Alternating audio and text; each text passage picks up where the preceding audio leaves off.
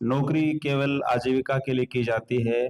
Career एक जीवन पर्यंत चलने वाली प्रक्रिया का नाम है, जिसमें व्यक्ति अपने रुचि के अनुसार कार्य कर सके, अपनी आर्थिक जरूरतों को पूरा करते हुए समाज के लिए या देश के लिए भी अपना योगदान वो दे सके।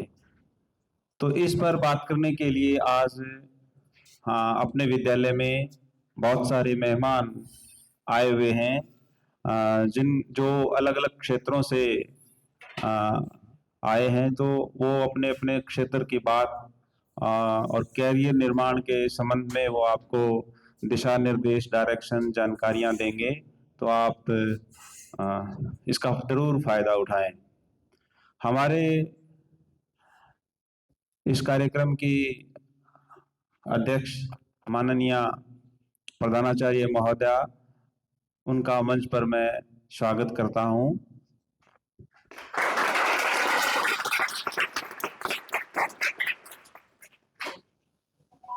हमारे मेहमानों की पहली कड़ी में श्री सुभाष जी उभा, जो जीसीआई कोचिंग सेंटर के डायरेक्टर हैं और प्रतियोगी परीक्षाओं में बच्चे हैं वो कैसे आगे बढ़ पाए, उनमें सफलता कैसे प्राप्त करें, उनके लिए कोच का कार्य करते हैं। तो उनका विद्यालय में बहुत बहुत स्वागत है श्री सुभाष जी। हमारे दूसरे मेहमान डॉक्टर राकेश कुमार जी, जो स्वास्थ्य के क्षेत्र में अपना अहम योगदान शेरपुरा के लिए देते हैं, उनका भी विद्यालय में बहुत बहुत स्वागत है। हमारे अगले मेहमान श्रीमान कृष्ण कुमार जी, जो स्वास्थ्य के क्षेत्र में ही अपना अहम योगदान देते हैं, उनका भी विद्यालय में बहुत बहुत स्वागत है। इसी कड़ी में हमारे विद्यालय के अगले मेहमान श्रीमती सुनीता जी नेहरा, जो योग के क्षेत्र में अपना योगदान वो देते हैं। तो योग के क्षेत्र में आप कैसे कैरियर बना सकते हैं, उसके लिए वो हमारे विद्यालय में आए हैं, उनका भी बहुत बहुत स्वागत है। सबसे पहले मैं सुनीता जी को आमंत्रित करता हूं कि वो योग के क्षेत्र में विद्यार्थी है, वो कैसे अपना कैरियर भी और समाज के लिए भी अपना योगदान दे सकते हैं। श्री मेरे प्रिय अध्यापक गण व मेरे प्यारे विद्यार्थियों, आपको मैं योग के बारे में बताना चाहती हूँ कि आप योग के में कैसे करियर बना सकते हैं अपना। आप +2 के बाद आर्ट से बीए करने के बाद अगर कॉमर्स ले रखी है तो भी आप योग में अपना करियर बना सकते हैं। कुरुक्षेत्र यूनिवर्सिटी से मैंने योग में पीजी डिप्लोमा किया है और जैन विश्व भारती से मैंने एमए किया है और अब मैं अपना समाज सेवा में काम कर रही हूँ। योग करो, योग रहो योग, ऐसी कथा आपने सुनी होगी। शरीर को स्वस्थ रखने के लिए योग करना बहुत जरूरी है। ज़्यादा ना तो 10 मिनट का टाइम तो आप निकाल ही सकते हैं और अपना करियर पार्ट टाइम जॉब भी कर सकते हैं। योग में अपना जगह जगह पे इंस्टीट्यूट खोल सकते हैं।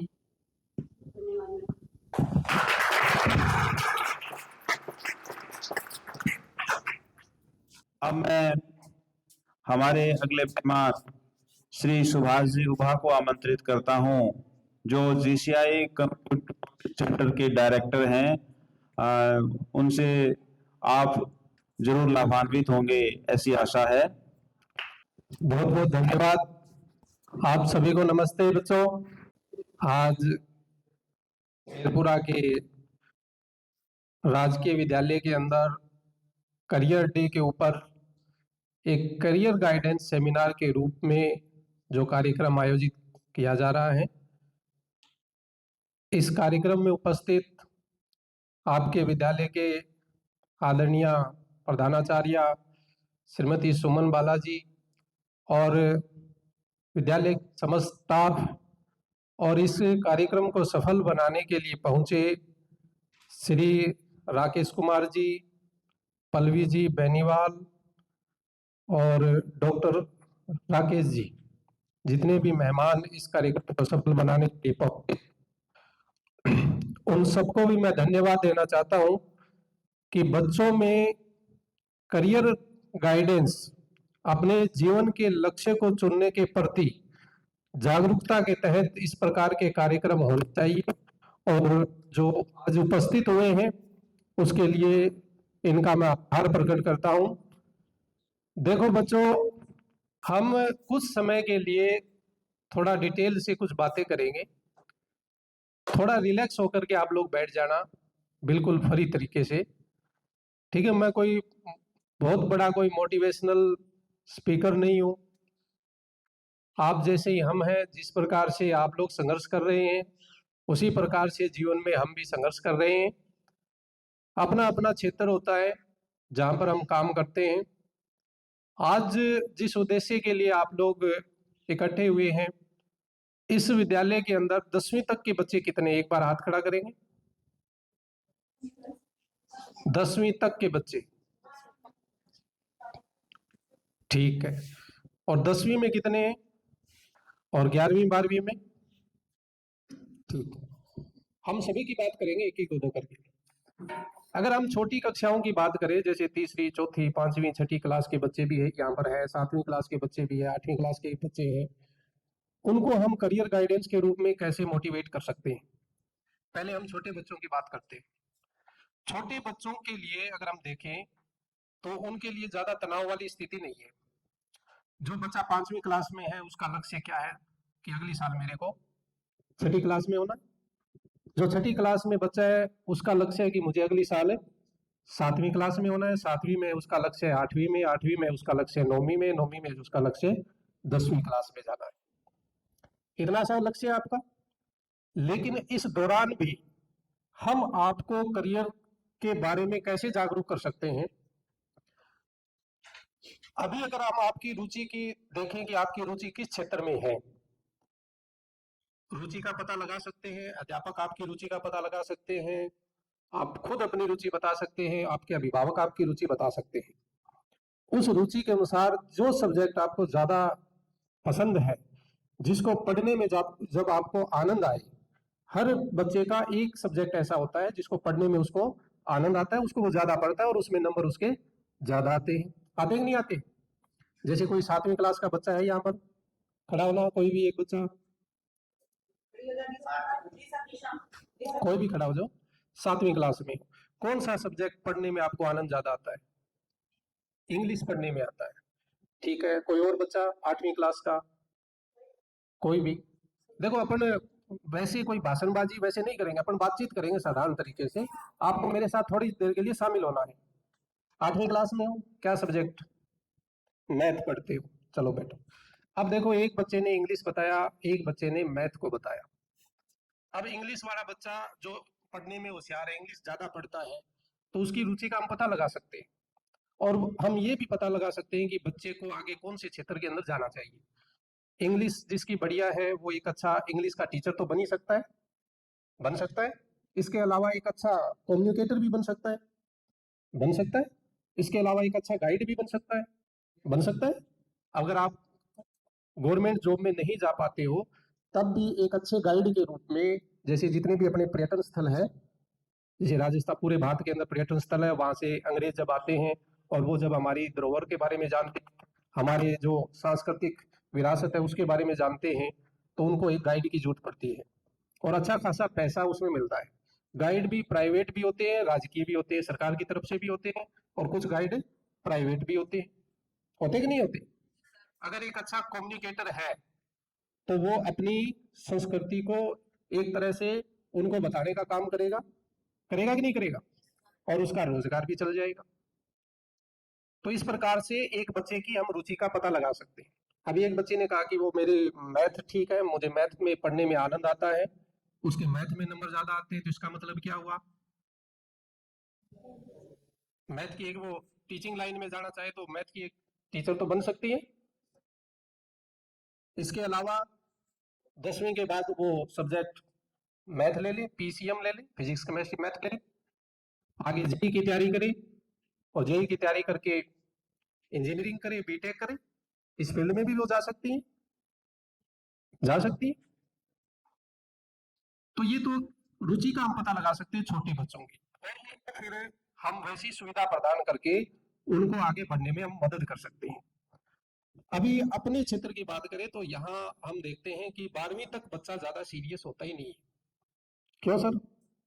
12वीं तक बच्चा ज्यादा अपने करियर को लेकर के सीरियस नहीं होता है। मैंने 4 साल सीकर के अंदर पढ़ाया है, गुरु कृपा के अंदर, तो मैंने वहां और यहाँ के बच्चों में अंतर देखा है, दिन रात का अंतर देखा है, गार्जियन में भी अंतर देखा है।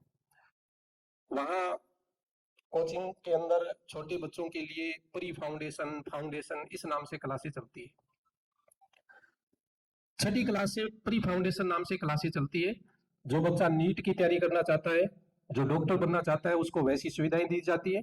उनको उन्हीं विषयों के अंदर ज्यादा महत्व दिया जाता है, क्योंकि नीट की तैयारी करेगा तो उसमें संस्कृत नहीं आएगी, इंग्लिश नहीं आएगी, सामाजिक नहीं आएगी, तो उनके जो मेन सब्जेक्ट है कौन से, physics chemistry math, physics chemistry bio, इनको मजबूत किया जाता है और ज्यादा से ज्यादा उनको जो है प्रैक्टिस सीट दी जाती है सोल्व करने के लिए। कोई बच्चा जेई की तैयारी करना चाहता है तो उसको उस प्रकार की सुविधा दी जाती है। लेकिन अपने क्षेत्र के अंदर अगर हम बात करें तो यहाँ छोटी कक्षाओं पर तो बिल्कुल भी ध्यान नहीं दिया जाता है। मैं तो आज धन्यवाद देता हूं कि इस प्रकार का कार्यक्रम आपके इस विद्यालय के अंदर रखा गया, और हर महीने अगर इस प्रकार के कार्यक्रम होते रहे तो इससे बेनिफिट आप लोगों को ज्यादा मिलेगा। हमने जब कोचिंग शुरू की थी जुलाई के अंदर, तब हमने भादरा क्षेत्र के लगभग हर बड़े गांव में सेमिनार किए। कोई भी लाइब्रेरी हमने नहीं छोड़ी, लगभग हर लाइब्रेरी के अंदर गए। यहाँ शेरपुरा में भी गए, हम लाइब्रेरी के अंदर आए थे, और भी आसपास जितनी भी लाइब्रेरी चल रही है, चाहे वो कोई व्यक्ति चला रहा है या सार्वजनिक रूप से चल रही है, उन सभी के अंदर हम गए और इस प्रकार के कार्यक्रम हमने आयोजित किए ताकि बच्चों में जागरूकता बने अपने करियर के प्रति, भ्रम से बाहर निकले। फिर बात आती है 10वीं के बच्चों की। 10वीं जब पास कर लेते हैं तो सबसे बड़ी दिक्कत यहाँ आती है कि अब विषय कौन सा ले, और हम विषय कैसे लेते हैं? अपनी बिना रुचि के लेते हैं। हमने एक क्राइटेरिया डिसाइड कर लिया है, एक स्केल बना लिया हमने कि जिस बच्चे के नंबर 85% से ऊपर आएंगे वो मैथ लेगा, जिस बच्चे के नंबर 70 से 85 के बीच में आएंगे वो बायोलॉजी लेगा, 60%, 60-65% जिसके नंबर आएगा वो क्या लेगा, एग्रीकल्चर लेगा, और उससे कम आएगा वो आर्ट ले लेगा। एक तरीका तो ये है सब्जेक्ट चयन करने का, परसेंटेज के आधार पर। घर वाले भी यही कहते हैं, देखते हैं कि कितने परसेंट आए हैं इसके 90+ आए तो बोले इसको मैथ दिला दो, 85, 80, 85 आए तो बायो दिला दो, कम आए तो एग्रीकल्चर दिला दो, आर्ट दिला दो। एक स्केल तो हमारा ये है सब्जेक्ट चयन करने का, और दूसरा स्केल है कि मेरे साथ में ये क्या सब्जेक्ट ले रहा है, उस आधार पर हम सब्जेक्ट का चयन करते कि नहीं करते? आपका जो 10वीं में साथी है वो अगर बायोलॉजी ले रहा है तो आप भी बायोलॉजी ले लेते हो, वो अगर मैथ ले रहा है तो आप भी मैथ ले लेते हो, वो आर्ट ले रहा है तो आप भी आर्ट ले लेते हो। दूसरा हमारा स्केल ये है सब्जेक्ट चेंज करने, नहीं, ये दोनों ही गलत है। अगर आपके 55% है, किसी कारणवश से मान लो कि आप बायोलॉजी में 10वीं में कम नंबर आ गए, कोई कारण हो सकता है, अगर आपकी रुचि बायोलॉजी के अंदर है तो आप बायोलॉजी ले लो, कोई दिक्कत नहीं है। 55%, 60% आपकी मैथ में रुचि है तो मैथ ले लो। आगे जो नया शिक्षा नीति लागू होगी उसमें आपको बड़ा बेनिफिट मिलेगा। नई शिक्षा नीति के अनुसार आप अपने सब्जेक्ट का चयन आसानी से कर सकते हैं। अब तो जरूरी हो गया ना कि आपको फिजिक्स केमिस्ट्री मैथ लेनी है तो लेनी है, फिर आप अपने हिसाब से जो है अपना सब्जेक्ट ले सकते हो।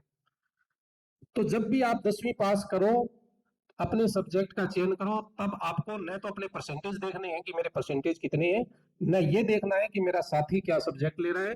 आपको देखना है कि मेरी रुचि किस में है, मेरा इंटरेस्ट किस में है, उस आधार पर आपको सब्जेक्ट का चयन करना है, परसेंटेज के आधार पर नहीं। परसेंटेज से कोई फर्क नहीं पड़ता, अगर आपके कम परसेंट आ गए तो कोई फर्क नहीं पड़ता। परसेंटेज तो सिर्फ एक पैमाना है ये देखने के लिए कि ठीक है बच्चा औसत है, मंद बुद्धि है या प्रतिभाशाली है, थोड़ा सा है, और जरूरी नहीं कि उसी परसेंटेज पर हम बच्चे का आंकलन करें। किसी कारणवश से कम परसेंटेज रह गए हुए, ठीक है, तो सब्जेक्ट का जो भी चयन करो आप अपनी रुचि के अनुसार करो। अब सब्जेक्ट 10वीं के बाद कौन कौन से हैं? मुख्य रूप से आपके पास कितने सब्जेक्ट है? 4 है। अरे वाह, बताओ कौन कौन सी, खड़ा हो, कौन सी क्लास में है? शाबाश, ताली बजाओ भी इसके लिए। कौन कौन से सब्जेक्ट है 10वीं के बाद, कौन कौन से स्ट्रीम में हम जा सकते हैं?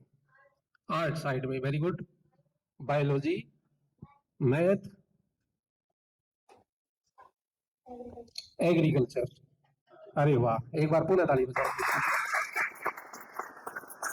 कॉमर्स भी तो है, कॉमर्स है ना? नाम नहीं, कोई बात नहीं, इतना सुन रखा है आपने तो भी बहुत बढ़िया बात है आपके लिए, ठीक है। इसके अलावा 10वीं के बाद हम कुछ डिप्लोमा भी कर सकते हैं, पॉलिटेक्निक कर सकते हैं, आईटीआई कर सकते हैं। करते कि नहीं करते बच्चे? आईटीआई के बहुत सारे क्षेत्र हैं जिनकी जो है रेलवे के अंदर और बहुत सारे फील्ड के अंदर एसएससी के द्वारा भी 10वीं पास कई भर्तियां भी निकलती है, तो उसमें आप अप्लाई कर सकते हो, 10वीं पास भी आप अप्लाई कर सकते हो।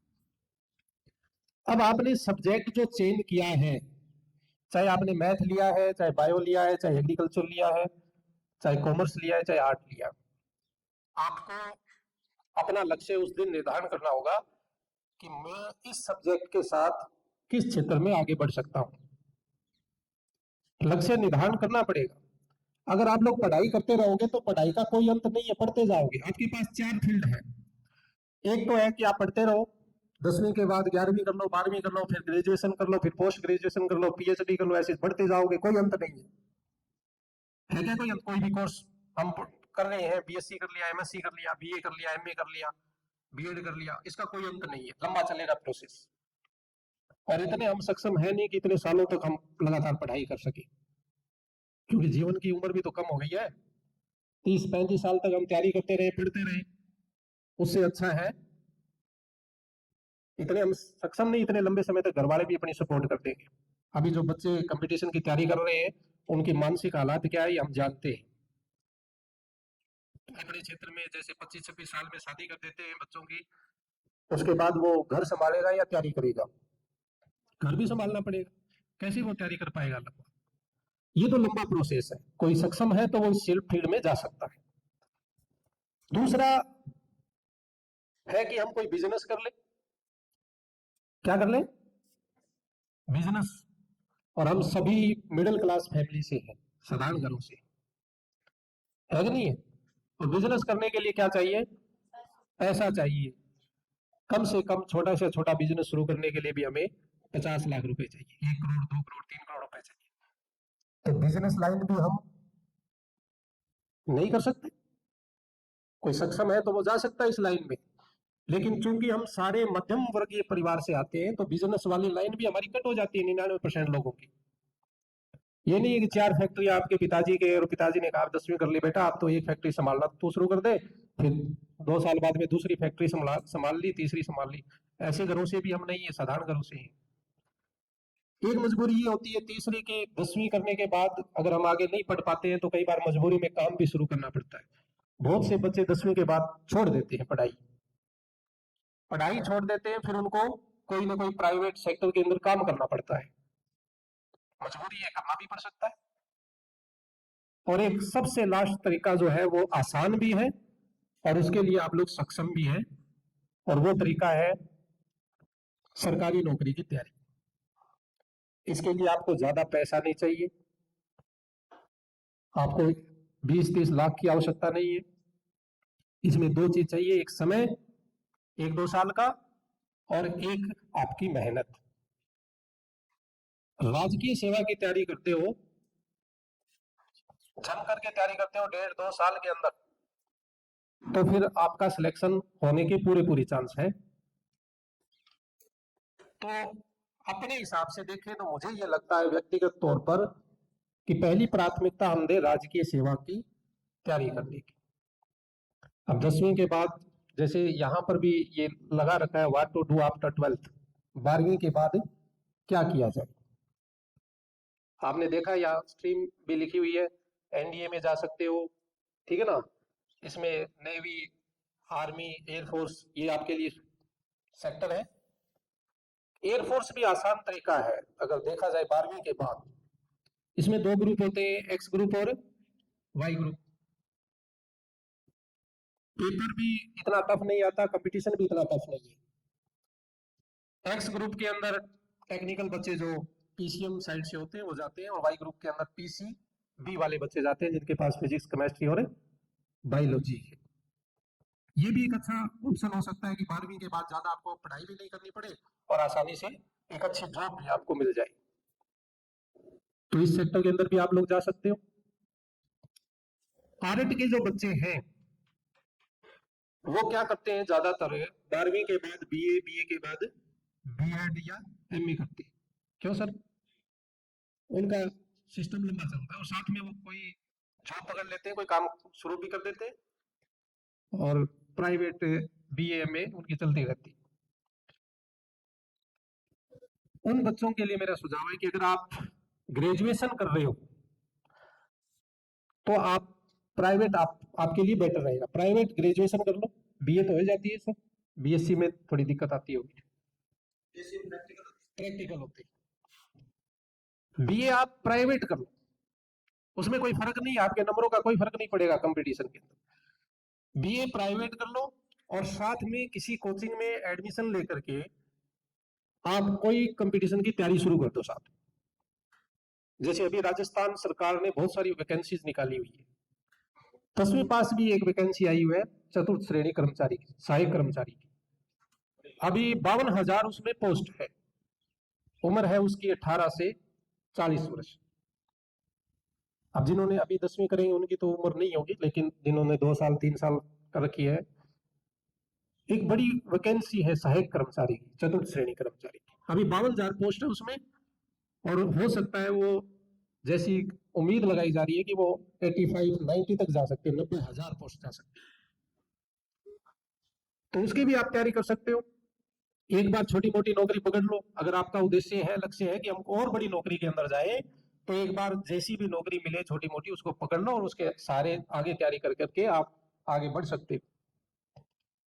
काम कोई भी छोटा या बड़ा नहीं होता। कई बार हम बहुत से बच्चे मिलते हैं, बोलते हैं कि ये चतुर्थ श्रेणी कर्मचारी में क्या करवाएंगे। करना क्या है? काम करना है, और काम कोई भी छोटा या बड़ा नहीं होता। ईमानदारी के साथ किया जाए तो हर काम क्या होता है? बड़ा होता है। मेहनत के साथ किया जाए तो इसमें लाखों बच्चों को, हजारों बच्चों को इसमें जो है नौकरी इसमें मिलने वाली है। इस सेक्टर में आप लोग जा सकते हो। जितने भी आरएस बनते हैं, जितने भी आईएएस बनते हैं, उनमें आप लोग देखोगे तो पहले वे कोई ना कोई छोटी नौकरी प्राप्त करते हैं। उनके लिए फिर बड़ी नौकरी प्राप्त करना आसान हो जाता है। इसलिए पहले छोटी कोई भी नौकरी आप प्राप्त कर लो, उसके बाद फिर आप आगे के फील्ड में जा सकते हो। क्योंकि आप लोग स्कूली वाले बच्चे हैं, आपको कंपटीशन लाइन में अभी से जाना पड़ेगा।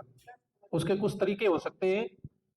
आपने जो सब्जेक्ट लिया है, आपने बायोलॉजी ली है, तो आपको पता है आपको डॉक्टर बनना है, डॉक्टरी लाइन में जाना है, तो उसके लिए एंट्रेंस टेस्ट होता है। क्या नाम होता है अभी उसका, कोई बताएगा? आप डॉक्टर बनना चाहते हो तो 12वीं के साथ और 12वीं के बाद एक एग्जाम होता है, उसका नाम क्या है? क्या नाम है? आपने 11वीं ली है ना? अच्छा, 8 के हो आप, कोई बात नहीं, फिर भी जानकारी होनी चाहिए। 10वीं वाले तो लेंगे ना 11वीं में बायो, कोई मैथ। किस नाम से एग्जाम होता है? नीट के नाम से होता है। पता है कि नहीं होता है? मेडिकल कॉलेज में दाखिला लेने के लिए नीट के नाम से एग्जाम होता है। तो आप लोगों को तैयारी अभी से शुरू करनी पड़ेगी, 11वीं के साथ करनी पड़ेगी।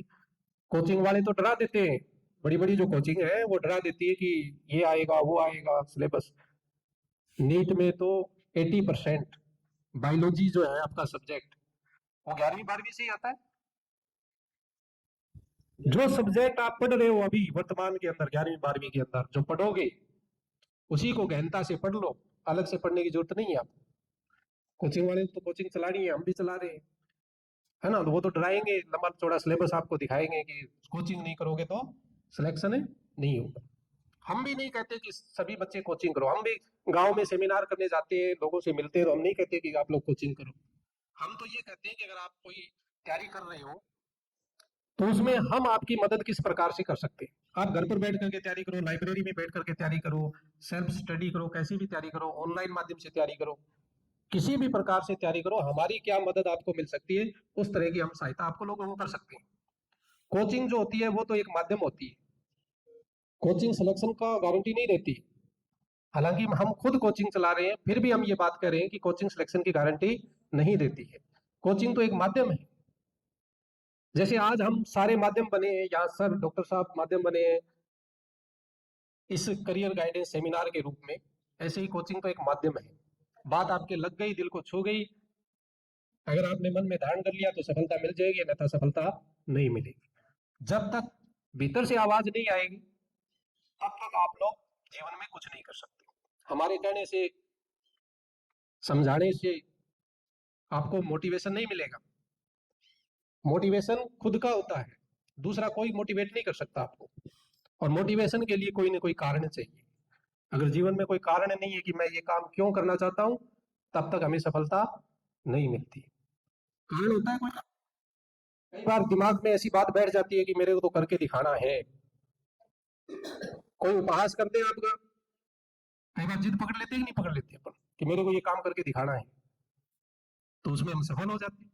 ये बोर तो नहीं हो रहे ना। मैंने शुरू में कहा था थोड़ा रिलैक्स होकर के बैठ जाना आप लोग, ठीक है। मैं कोई मोटिवेशनल स्पीकर नहीं हूँ, मैं सिर्फ बात करने के लिए आपके बीच में आया हूँ, ठीक है। ऐसे ही हम बात करते हैं।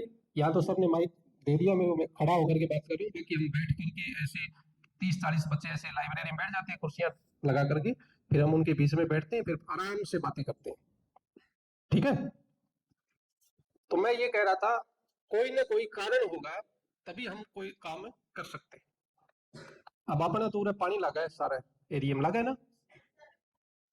मैं सीकर रहता था तो वहाँ आपको पता है भौगोलिक परिस्थितियां बड़ी विषम है। एक तरफ पहाड़, इधर रेगिस्तान है सीकर के। पर वहाँ के जो अभिभावक है ज्यादातर गाड़ियों में बसे हुए हैं। 1 बीघा 2 बीघा जमीन में सब्जी बोते हैं वो। के प्याज भी आते हैं ना सीकर के। अब वो 2 बीघा 3 बीघा में प्याज बोते हैं, सब्जी बोते हैं, और जो भी इनकम उनकी आती है वो सारा पैसा, ज्यादातर जो पैसा है वो अपने बच्चों की एजुकेशन पर लगाते हैं। आज उनके घरों में, हर घर में कम से कम एक नौकरी है, लगभग घरों के अंदर एक नौकरी है। में जाओगे आप तो आप देखोगे कि उनमें सब घरों में नौकरियां हैं। हमारे हमारे है क्या हर घर में नौकरी? नहीं है। कारण क्या है? उनके कारण है, उनके पीछे कारण है। अपन तो संतोषी जीव है, खेत में पानी लग गया आपने, ठीक है, टाइम पर खाना कटक हो दिया, डाकरा में तोड़ी हो दिया, आपा संतोष कर लो, यही है। लेकिन वहां परिस्थितियां बिल्कुल विषम है। आपसे 15-20 साल पहले उधर से एक अशोक जी, वो कणक काटने के लिए आते थे, काटने के लिए बड़ा बोलता था। वो कितनी संख्या में आते थे? आजकल आते बहुत कम आते हैं, बहुत कम आते हैं ना।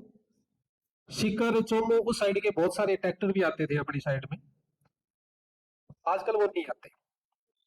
क्योंकि सीकर में जैसे एजुकेशन का माहौल बना, वहां पर सर्वप्रथम 1998 के अंदर सीएल चौधरी द्वारा स्थापित की थी। आज वहां हजारों कोचिंग है, और उसको सीकर का एजुकेशन हब बनने का फायदा पूरे सीकर जिले को मिला है, आसपास के पूरे एरिया को मिला है। वहां दूध बेचने वाला है तो उसको भी उसका फायदा मिला है, सब्जी बेचने वाला है उसको भी उसका फायदा मिला है। किसी की खाली जमीन पड़ी थी, वहां हॉस्टल बना दिया, आज उनकी जो है 1.5-2 लाख रुपए वो महीने के ले रहे हैं हॉस्टल किस्तों पर, मकान बना करके आज 1-1.5 लाख रुपए किराया मिल वहां उनको। ये लोग यहाँ क्यों आएंगे? उनके बच्चे नौकरी लग गए, पढ़ लिख लिए, कोई डॉक्टर बन गया, इंजीनियर बन गया। ये फर्क उनमें और हम में। तो आपको संतुष्ट नहीं होना है जीवन में कि ठीक है अभी अपनी दाल रोटी चल रही है, 10-15 बीघा जमीन अपने पानी वाली आ रही है और उससे अपना काम चल रहा है। नहीं, आने वाले समय के अंदर परिस्थितियां और विषम हो जाएगी, खेती बाड़ी से भी काम नहीं चलेगा।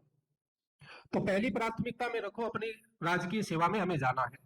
ये फील्ड आपको और भी पता चल जाएगा कि कौन कौन से क्षेत्र के अंदर जाना है। हम किसी दिन और आकर के आपको बता देंगे कि आपके लिए क्या क्या करियर अपॉर्चुनिटी है। लेकिन सबसे पहले तो खुद को तैयार करना पड़ेगा। खुद को तैयार नहीं करोगे और ये जान लोगे कि ये फील्ड है, तो वो फिर कोई काम के नहीं। ये जानकारी तो आपको हर कहीं से मिल जाएगी। आप गूगल को सर्च करोगे कि मेरे को मैथ ले लूं तो मेरे को किस किस फील्ड में जाना है, आपको सारी जानकारी मिल जाएगी। लेकिन मुझे काम क्यों करना है, इस पर ध्यान दो। वो कारण ढूंढो जिसके लिए आप काम करना चाहते हैं। ठीक है, कारण कुछ भी हो सकता है, जैसे मैंने बताया कोई आपका उपवास करते एक कारण हो सकता है, आपके माता पिता का कोई सपना हो सकता है, वो भी एक कारण हो सकता है। तो पहली प्राथमिकता में रखो कि अच्छी तैयारी करें और आगे बढ़े। फिर दूसरी प्राथमिकता क्या है, अगर हम हमारा राजकीय सेवा में नहीं हुआ तो हम क्या करें। क्या ये राजकीय सेवा में सफल होना सफलता की, जीवन की सफलता की गारंटी है? बताओ भाई, क्या राजकीय सेवा में सफल हो जाना ही जीवन की सफलता है? तो आज बहुत से प्राइवेट सेक्टर भी है जहां पर आप अच्छा काम कर सकते हो, अपनी रुचि के अनुसार कर सकते हो। ठीक है, अब हम यहाँ कोचिंग चला रहे हैं, सुबह से लेकर के शाम तक काम करते हैं हम। सुबह 7 बजे से लेकर के रात को 9, 10, 11 बजे तक ऑफलाइन काम करते हैं, ऑनलाइन भी काम करते हैं, पढ़ाते भी है, मार्केटिंग भी करते हैं, बच्चों से भी मिलते हैं, कोचिंग की साफ सफाई भी मैं खुद करता हूँ और इस काम को करने में मुझे आनंद आता है। ये काम करने में मुझे आनंद आता है, मुझे खुशी मिलती है। अब मुझे राजकीय सेवा मिली चाहे नहीं मिली, मिलेगी या नहीं मिलेगी, इस बात का मुझे कोई फर्क नहीं पड़ता। मेरा इनकम और सोर्स है और काम करने में मुझे आनंद मिलता है, ये मेरे लिए मेरी सफलता है। ऐसे ही अगर राजकीय सेवा में नहीं जा पाते हो तो कोई बड़ी बात नहीं, सभी जीते हैं। और बहुत से बच्चे तो इतने नर्वस हो जाते हैं कि फिर क्या करते हैं, गलत कदम भी उठा लेते हैं, आत्महत्या भी कर लेते हैं। कोटा अखबार तो पूछता नहीं, बच्चे सुसाइड करते रहते हैं क्योंकि उन्होंने अपना एक टारगेट फिक्स कर लिया, मेरे को डॉक्टर बनना है, और डॉक्टर नहीं बना तो पता नहीं क्या हो जाएगा। क्या हो जाएगा भाई? इसके लिए हम अभिभावकों से भी ये निवेदन करते हैं कि बच्चे को लक्ष्य जरूर दीजिए लेकिन उसको पाबंद मत कीजिए। ठीक है, ऐसे ही जीवन में आपने लक्ष्य बना लिया और उसमें सफलता नहीं मिली तो कोई बड़ी बात नहीं, और बहुत सारे सेक्टर है जहां पर आप अच्छा कर सकते हो। कर सकते हैं, आप फोटोग्राफी कर सकते हो, वो भी एक। अभी आपने एक सुर्खियों में आए थे अपने महाकुंभ के दौरान आईआईटी वाले बाबा। आईआईटी वाले बाबा का नाम सुना है?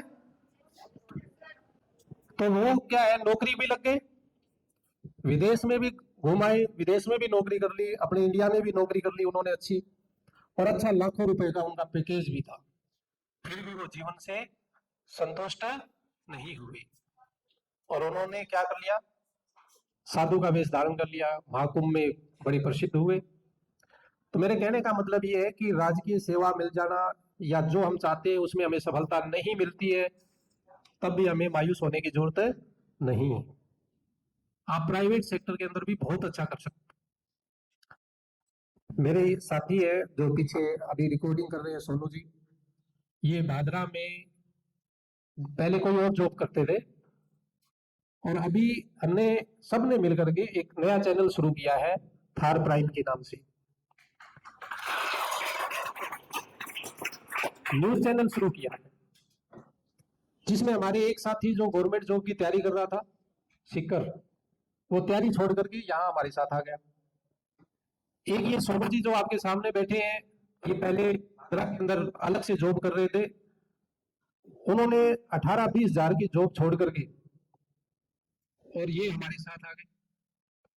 अभी वो इधर लड़का बैठा है माधव, वो तैयारी भी कर रहा है साथ में, लेकिन इसका शौक है न्यूज एंकरिंग का, न्यूज बनाने का, उनका भी ये शौक है। तो एक जैसे शौक वाले व्यक्ति सब एक जगह हो गए। 8 लोगों की हमारी टीम काम कर रही है। एक बड़े स्तर पर हमारा ये प्रोजेक्ट है कि हम बड़े स्तर पर, जैसे बड़े न्यूज चैनल काम करते हैं वैसे हम मिलकर के काम करें और एक नए तरीके से करें, नए अंदाज में करें। ये शौक के तौर पर काम हमने शुरू किया है, लेकिन ये हमारा एक आजीविका का साधन भी बन जाएगा, बड़े स्तर पर बनेगा, उम्मीद है। तो ऐसे कई बार क्या होता है कि परिवर्तन जीवन में जरूरी होता है। कई बार हम अपने काम से संतुष्ट नहीं हो पाते, और काम से संतुष्ट नहीं हो पाते हैं तो फील्ड चेंज करने में भी कोई दिक्कत नहीं है। हम घबराते हैं ना, इसलिए घबराते हैं कि अगर मैंने ये काम छोड़ दिया तो दूसरे काम में मुझे सफलता मिलेगी या नहीं मिलेगी, डर जाते हैं और नया काम हम शुरू नहीं कर पाते। वर्षों तक उसी काम में लगे रहते हैं। हमने ये भी देखा है प्राइवेट सेक्टर के अंदर, स्कूलों के अंदर हमने भी खूब पढ़ाया है, भादरा भी पढ़ाया है, सीकर भी पढ़ाया है। हम कई बार हमने ये देखा कि हमारे साथ वाले विद्यालय नहीं छोड़ते। जैसे कोई भर्ती आती है ना, आप में भी ऐसे शिक्षक साथी होंगे जो पहले प्राइवेट स्कूल के अंदर पढ़ाते होंगे, तो उनमें से बहुत से छोड़ नहीं पाते। उनको लगता है कि ये नौकरी हमने छोड़ दी 15-20, 10-20 हज़ार की, तो पता नहीं बाद में हमें इसमें सफलता मिलेगी कि नहीं मिलेगी, ये बड़ी गड़बड़ होती है। और जो छोड़ देते हैं, वो चलो तैयारी करते हैं 6 महीने 1 साल, वो उसमें सफल हो जाते हैं। यही है सर, जो साल 1.5 साल स्कूल को छोड़ करके तैयारी शुरू कर देते हैं प्राइवेट को, तो उनको ज्यादातर को सफलता मिल जाती है। और कोई फर्क नहीं पड़ता प्राइवेट सेक्टर आज है कल नहीं है, कोई फर्क नहीं पड़ता। और ये चीजें हमने कोरोना में देखी। पहले हमें लगता था कि अगर 2 महीने हमने स्कूल छोड़ दिया तो पता नहीं हमारा घर कैसे चलेगा, और कोरोना में हमने 2 साल तक छोड़े रखा। 2 साल तक, लगभग 2 साल हो गए, कोई फर्क नहीं पड़ा। उससे भी ज्यादा पीड़ादायक जीवन हमने जिया कोरोना के अंदर। वैसे ही खर्चा किया, वैसे ही पहले लगता था कि स्कूल छोड़ दिया, क्लोज छोड़ दिया तो पता नहीं क्या हो जाएगा। तो मेरे कहने का मतलब है, रुचि के अनुसार आप लोग काम कीजिए। जिस क्षेत्र में आपकी रुचि है उसी क्षेत्र के अंदर आप लोग आगे बढ़िए, ठीक है। बाकी आपके लिए मैं बता देता हूं कि हमारे कोचिंग की तरफ से आपको कोई भी सहयोग चाहिए किसी भी प्रकार का करियर गाइडेंस के रूप में, तो हम आने वाले समय के अंदर वर्कशॉप आयोजित करेंगे। एक एक बच्चा बैठ करके हम उसकी काउंसलिंग करेंगे, उसको जानेंगे कि बच्चे के मन में क्या है। पेरेंट्स साथ में होंगे, बच्चा साथ में होगा, और बच्चों से जानेंगे कि भाई आपकी रुचि किस क्षेत्र में है। एक एक बच्चे की काउंसलिंग करेंगे। आज तो हम सारे यहाँ पर इकट्ठे बैठ कर बात कर रहे हैं, और आने वाले समय के अंदर हम एक एक बच्चे की काउंसलिंग करेंगे। सप्ताह के अंदर एक दिन ऐसा रखेंगे जिस दिन गार्जियन अपने बच्चों के साथ कोचिंग में आए और वहां पर बैठ करके आराम से बातें करें, बच्चे के करियर के बारे में बात करें। ऐसा सिस्टम, ऐसा प्रोजेक्ट भी हम भादरा के अंदर लेकर के आने, और आने वाले समय के अंदर इसी प्रकार से करियर गाइडेंस के रूप में सेमिनार स्कूली करेंगे। अभी हमने उन बच्चों के लिए आयोजित किए गांव में जो बच्चे कंपटीशन की तैयारी कर रहे हैं, और आने वाले समय के अंदर हम 10वीं तक के बच्चों का अलग से, 11वीं 12वीं के बच्चों का अलग से सेमिनार इस प्रकार के हम आयोजित करेंगे। तो समय काफी हो चुका है। फिर किसी दिन अगर आपसे रूबरू होने का मौका मिलेगा तो आराम से बैठ करके हम इसी प्रकार से आपसे विस्तृत रूप से बात करेंगे। और किसी भी प्रकार की आपको समस्या आए जीवन में तो बिल्कुल भी नहीं घबराना है। अपने स्टाफ से आप लोग जो है कंसल्ट करें, उनसे बात करें। जो भी आपके मन में कोई भी बात हो अपने अध्यापकों को जरूर बताएं। किसी प्रकार की समस्या हो, स्कूल में हो, पारिवारिक हो, तो अपने घर वालों को भी बताएं, या मैम है, सर है, आप किसी को भी अपनी समस्या जो है वो अवगत जरूर कराएं, उसको मन में नहीं रखें, ठीक है। इन्हीं शुभकामनाओं के साथ आप सभी को आप बहुत बहुत धन्यवाद, और विद्यालय परिवार का भी बहुत बहुत धन्यवाद जिन्होंने मुझे बुलाया और यहाँ पर बोलने का मौका दिया। धन्यवाद। आज के इस करियर मेले के अवसर पर आप सब लोगों का विद्यालय प्रांगण में बहुत बहुत स्वागत है, अभिनंदन है। आज जो भी कार्यक्रम आयोजित किया गया विद्यालय प्रांगण के अंदर, इसका मुख्य उद्देश्य ये था कि आपको आपकी जो विद्यालय या स्कूली जो शिक्षा है, कक्षा 10, कक्षा 12, इसके बाद आपके लिए कैरियर के कौन कौन से मार्ग खुलते हैं, आपको इन बातों की जानकारी हो कि आप अपनी स्कूली शिक्षा पूर्ण करने के बाद विभिन्न क्षेत्रों में ऐसे कौन कौन से क्षेत्र है जहां पर जाकर आप अपना कैरियर बना सकते हैं। यही इस कार्यक्रम का मुख्य उद्देश्य था। और बहुत खुशी है कि आज हमारे बीच जो भी अतिथिगण बैठे हैं, पधारे हैं, उन्होंने हमें विभिन्न क्षेत्रों के बारे में बहुत महत्वपूर्ण जानकारियां दी हैं। इसके साथ साथ उन्होंने आपको किस तरीके से पढ़ाई की जाए और अपने जज्बे को कैसे बनाया रखा जा सकता है, इसके बारे में भी बहुत महत्वपूर्ण जानकारियां दी। सबसे इम्पोर्टेंट चीज़ जो इस पूरे सेशन के दौरान निकल करके आई वो थी कि सबसे पहले तो आप अपना टारगेट फिक्स करो। आपको पता होना चाहिए कि आपको बनना क्या है, आपका लक्ष्य क्या है।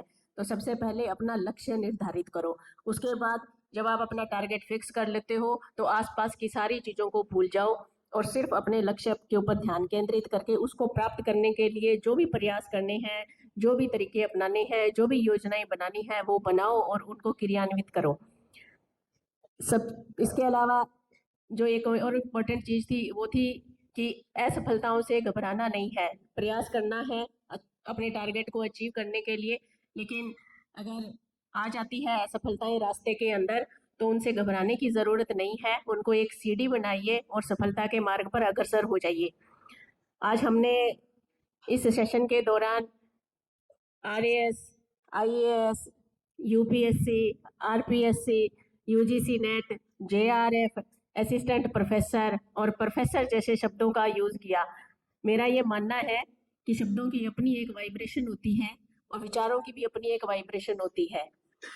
मोस्टली कहाँ तक सोच पाते हैं, ITI या छोटी मोटी कोई जॉब। लेकिन आज के सेशन की एक उपलब्धि ये भी रही कि आज हमने IAS और JRF और असिस्टेंट प्रोफेसर, UGC नेट जैसी चीज़ों के बारे में, जो कंपटीशन एग्ज़ाम है उनके बारे में बातें की। एंड आई होप कि आगे आने वाले टाइम में हम इस विद्यालय से इस लेवल के बच्चे भी निकाल पाएँ, क्योंकि विचारों की अपनी एक वाइब्रेशन होती है, शब्दों की अपनी एक वाइब्रेशन होती है। और जहाँ ये शब्द, कोई भी शब्द हो, जब जिस जगह पर गूंजता है, बोला जाता है, तो वो अपना एक प्रभाव छोड़ता है। तो जहाँ जो बच्चे यहाँ बैठे हैं, मैं ये उम्मीद रखूं कि आज इनको इन नए नए शब्दों के बारे में जानकारी मिली है तो वो अपने लक्ष्य के अंदर इन चीज़ों को शामिल करें और उनकी तरफ अग्रसर हों, ताकि वो भी कुछ बन करके इस समाज की, अपने गांव की, अपने माता पिता का नाम रोशन करें और समाज की जो सेवा कर पाएँ और एक नागरिक होने का जो दायित्व है वो बहुत अच्छे तरीके से निभा पाएँ। यहाँ आज हमारे बीच पधारे हुए सभी मेहमानों का मैं दिल से शुक्रिया अदा करती हूँ। उन्होंने अपने बिजी शेड्यूल में से बच्चों के लिए इम्पोर्टेंट जो सेशन देने के लिए समय निकाला। आप सभी का बहुत बहुत आभार। और